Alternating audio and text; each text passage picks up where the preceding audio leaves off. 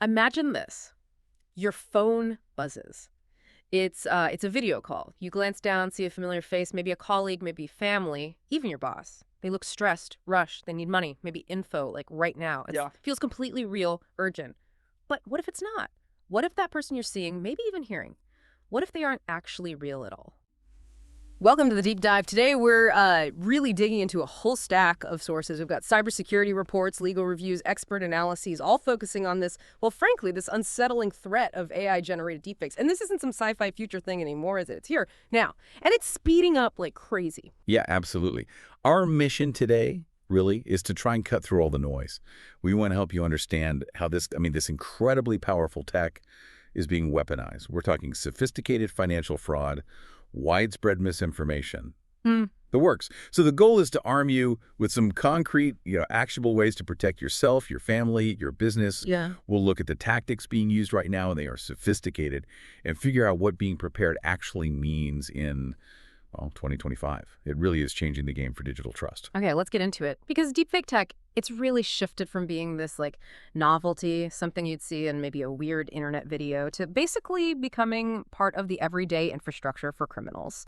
It's enabling fraud, it's blurring those lines between real and fake, and it's happening faster and getting, smarter all the time. And one of the really concerning bits is this hyper-real voice cloning. We aren't just talking about mimicking tone and pitch anymore. Now, these AI voice generators, they can replicate emotional nuance, accents, even those little pauses or ums that make a voice sound human. And here's the kicker, the part that's, pretty unsettling.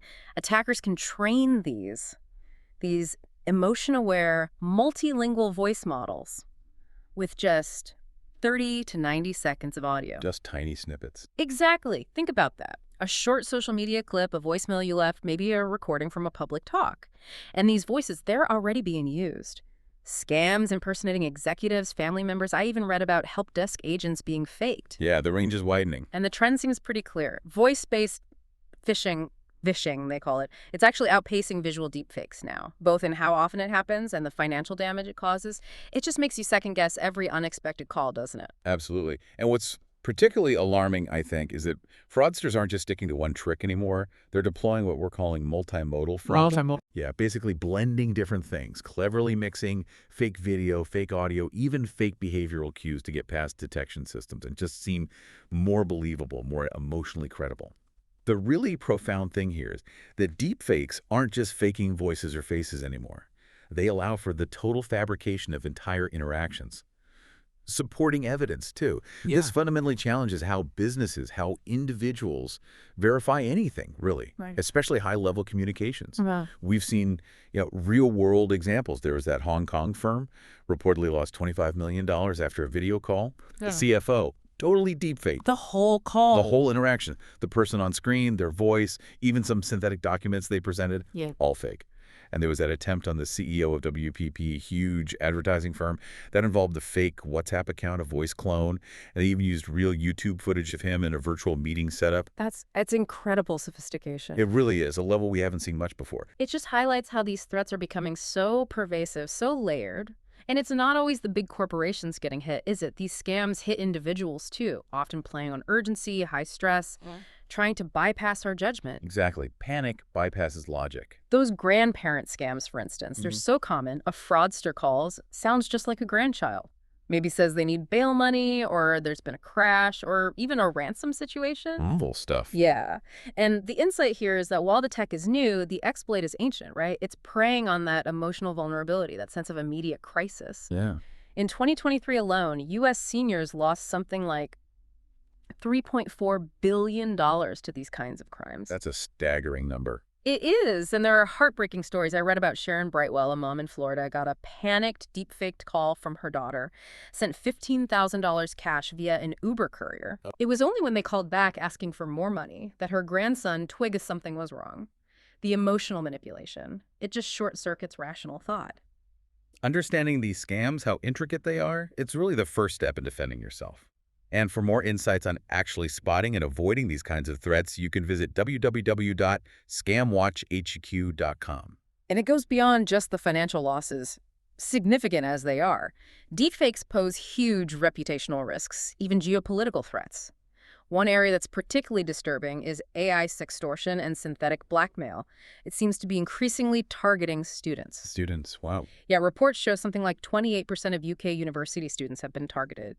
Attackers just scrape photos from social media, use AI to generate fake nude images or videos, and then demand money, threaten to release them. They exploit that initial panic before the victim even questions if it's real. That's predatory. It is. And this tactic is also fueling a rise in dating and romance scams among young people. The psychological distress for victims is just profound. So that raises a big question. We've talked individuals, businesses. But what happens when, nation states start weaponizing this stuff? What's the end game there? Is it still just about money? That's a really crucial distinction. It moves beyond individual scams towards systemic infiltration and disruption. And we are seeing it. Deepfakes are being used for infiltration, not just direct fraud.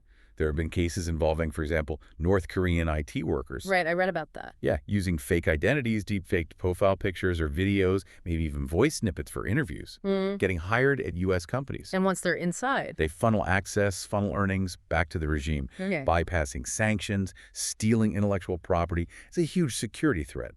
And it reflects this broader trend. Synthetic media being weaponized to get inside corporate systems, spread disinformation, conduct global financial crime, often on a state-sponsored level. And if you connect that to the big picture, politics, public trust, the impact is just enormous. Disinformation is such a pressing concern, isn't it? It fuels election uncertainty, political polarization. Definitely. We've seen examples everywhere. That fake robocall seeming to be President Biden telling voters in New Hampshire to stay home on primary day. Right? That was wild. Or that grainy video of President Zelensky of Ukraine appearing to surrender, trying to hit troop morale.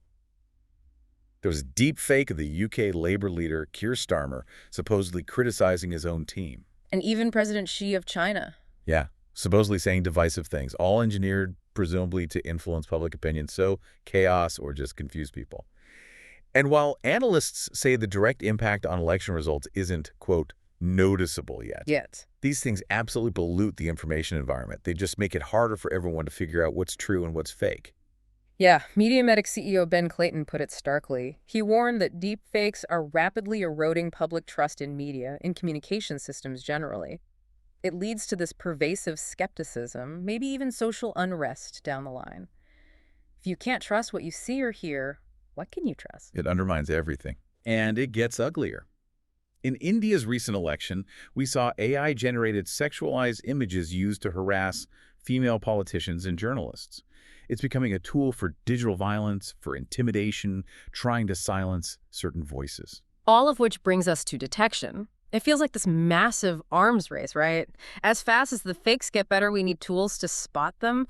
But unfortunately, a lot of current detection models seem to be struggling. They're often trained on older styles of deepfakes. Like the early Jan outputs? Exactly, generative adversarial networks.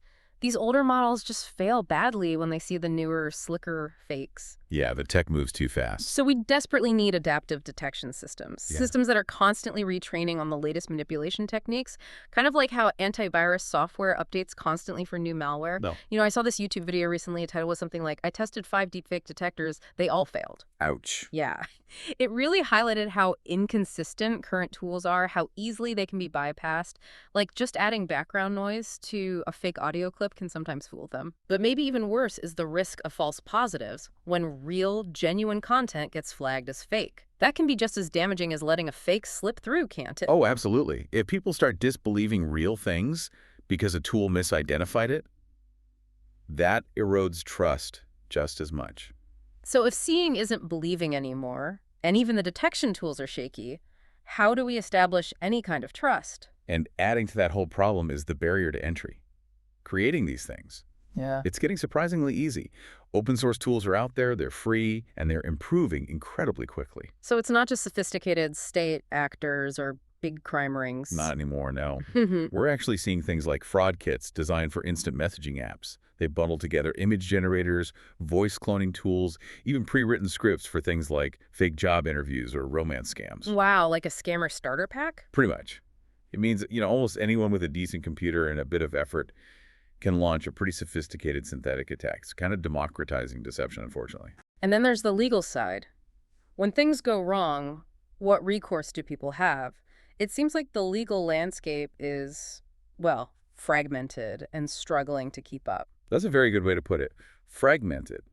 Most existing laws tend to focus on really specific areas like deepfakes in elections or non-consensual pornography. Right. They often don't address the broader risks, like enterprise security or large-scale financial fraud using these techniques. So there are gaps. Big gaps. I mean, the U.S. has the Take It Down Act, which is important for criminalizing fake intimate images made without consent, but its scope is pretty narrow. Contrast that with, say, Denmark. They recently passed a law that treats your deepfake likeness almost like a form of biometric copyright that gives victims potentially broader rights. Interesting approach. Yeah. And the EU's AI Act mandates labeling synthetic media. China has similar rules. But in the U.S., it's still very much a patchwork, different states doing different things. Pennsylvania passed a bill banning undisclosed deepfakes in campaign ads. But it's state by state. Exactly. The law is definitely playing catch-up, and that inconsistency makes it really hard to prosecute effectively or offer consistent protection. Okay, so given all that, how do we actually shield ourselves? What can individuals do? Well, one really practical piece of advice is the safe word strategy. A safe word. Yeah, basically creating a unique, really unguessable word or phrase with your close family or loved ones, something only you guys know. Use it specifically for emergencies. And the crucial part is how you use it. The caller, the person asking for health or money, must be able to say the safe word first if you ask for it. You don't offer it up. Ah, so the scammer wouldn't know it. Exactly. You can stop them cold. It's a simple prearranged check. Beyond that, always verify independently. If you get a weird, urgent call, hang up. Then call or text the person back directly using a number you know is theirs, not the one that just called you. Also, think about limiting your social media exposure. We said it only takes 30 seconds of audio. Photos, too. They can be scraped and used. Maybe set profiles to private where you can. Good point. Less raw material out there. Right. Another small tip. Maybe avoid speaking first when you answer calls from unknown numbers. Less of your voice recorded means less for scammers to potentially clone later. Interesting tactic. And then, of course, all the standard anti-fraud advice still holds true. Lock down your personal info. Be super wary of any unusual or urgent requests for money or data. Double-check email addresses and phone numbers carefully. Protecting your digital footprint, it's just paramount now. And for really solid guidance on personal security risks, identity theft prevention, that sort of thing, you can check out www.myprivacy.blog. That makes sense for individuals. Now, thinking bigger, high net worth individuals, families, family offices, they seem like particularly attractive targets, right? Absolutely prime targets. They've got the wealth, often a public profile like a corporation, but maybe fewer of the built-in defenses you'd find in a big company. Exactly. And for executives especially, those lines between personal and professional risk get really blurry. They might be accessing sensitive work stuff on less secure personal devices, for example, and criminals exploit that. We talked about executive impersonation. They often target employees maybe a few levels down the chain, someone who wouldn't normally interact directly with the CEO every day. So when they get an email or maybe even a short voice message that seems to be from the boss, asking for an urgent wire transfer, it feels legitimate enough to bypass suspicion. It exploits that chain of trust. And this is precisely where cyber insurance becomes so critical and also where there's a lot of misunderstanding. How so? Well, many high net worth individuals think their standard commercial policies, or maybe even just basic identity theft protection, will cover them. But often those policies just lack the scope for these complex AI-driven threats. They don't cover everything. Not usually, no. The real insight here is that your standard policy might cover, say, a stolen credit card number. But it probably won't cover the massive fallout from a deepfake impersonation that leads to a multi-million-dollar wire fraud, or the huge reputational damage from a synthetic blackmail scheme. So you need something more specific. Yes. A standalone personal cyber insurance policy is really crucial. It offers much more comprehensive protection that goes way beyond just getting your money back. Good policies cover breach event costs, things like forensic investigators to figure out what happened, legal fees, crisis management PR.